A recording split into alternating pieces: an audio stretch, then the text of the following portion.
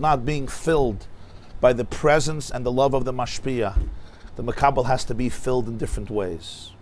And this creates tremendous emotional confusion and results in chaos.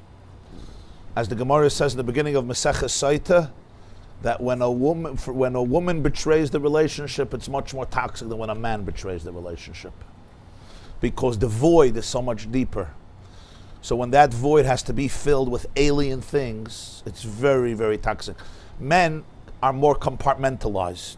You know, you go to the office, you forget that you're married, you're eating your pastrami sandwich, I don't mean in the 9 days, with mustard, right? Yeah.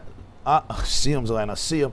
You know, man, right? He's watching a game of a tennis match in Czechoslovakia, two people he never heard about, eating pastrami and mustard. The last thing he thinks of himself is as a married man, right? Even if he's listening to a Shia Rabbi YY on the yeshiva.net while he's eating the pastrami sandwich, unless I'm talking about marriage, the last thing he's thinking, we're compartmentalized. Then he comes home and all is good. Women are not that way. The Kaylee, she's married 24 hours a day, 7 days a week. So when that void, when that openness is filled, it's very, very powerful. That's what the Gemara says. There's a krisis bris, l'misha asa kli. L'misha asa kli means the one who carved out the vessel, which is of course an expression for intimacy, the first intimacy, eishes neurim. Asa kli is carving out the vessel. But emotionally what it means is, it's the keli of the makabel. When it's not there, there is such a deep void, so different things can happen.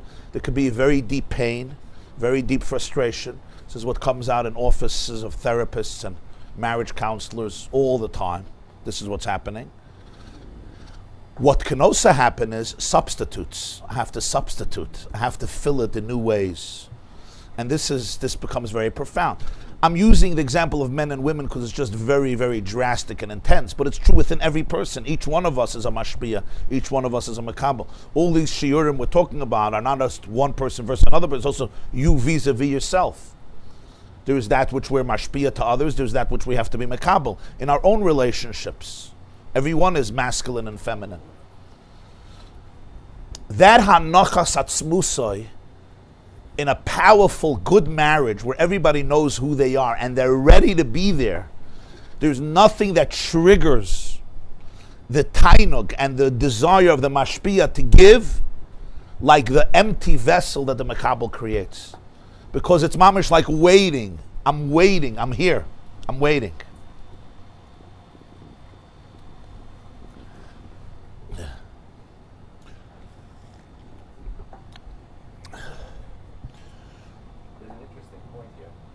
Reb Nochem B'Stoifus. Yeah. You don't want to sit down? About the makabel, the Talmud, when he sees